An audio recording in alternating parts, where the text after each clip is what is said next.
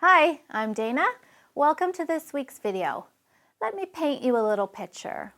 You've had a long, tough day. You've put the children to bed. You pour yourself a glass of wine or make a cup of tea. You sit down on the couch and you're ready to press play on what you've got taped. Your favorite show is about to begin. A little piece of heaven. And then a cute little face peeks around the doorway. Well, one time, not that big of a deal. She looks adorable in her jammies, freshly scrubbed from the tub. Hard to resist. You go, return her to her bed, tend to whatever demand she has made, more kisses, drink of water, whatever it is, and come back to the couch, ready to press play. There she is again. Not as cute this time, right? 5 times later, 10 times later, 15 even times later, this experience is probably driving you crazy. And that's, you know what? You're human. That's normal. So today I want to give you some tips for dealing with that. It's really, really common. So nobody panic if this is happening for you. I don't know a child who hasn't gone through this little phase. But we really do need to consequence it. Right? Even if she feels like you're getting annoyed with her, or even if you're getting a little bit cross or angry or even raising your voice, for most kids that won't deter them. For most children, attention is attention. Doesn't matter if it's negative or positive. They'll take it any way they can get it. So you really don't want to waste your breath or your energy on that kind of a strategy. It's better to give children one warning, right? Because the first time you don't mind so much. So up you get. You return her to her bed, you kiss her goodnight again, and you tell her that's your one warning. You may not come out of your bedroom again, or something will happen. This is the deterrent. This is the consequence. If you come out of that bed, something will happen that you will not enjoy.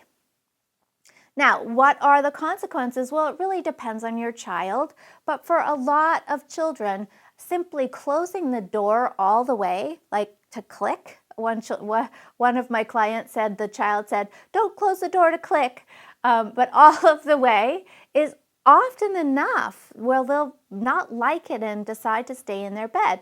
Now, I'm not saying we're going to close the door tightly for the entire night, but you can do it for increments of time. So the first time, maybe it's 3 or 4 minutes that door stays all the way closed.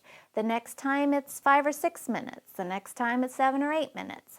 Until it's enough minutes that the child really decides, I don't like that. I'm going to stop the behavior. I'm going to stay in my bed so the door can be open a crack. Now, what happens if you go to close that door to click and she comes a running to the door to see what's up? You're going to have to secure it. So you're going to have to hang on to it. If she's pulling on the other side, you're just holding that closed. You start with a couple of minutes. That's all. It's okay. We're consequencing, right? We don't really want her to like it. That's the point here. After the couple of minutes, we open the door, we return her to her bed, and we leave the door open, a crack or halfway, whatever she's used to.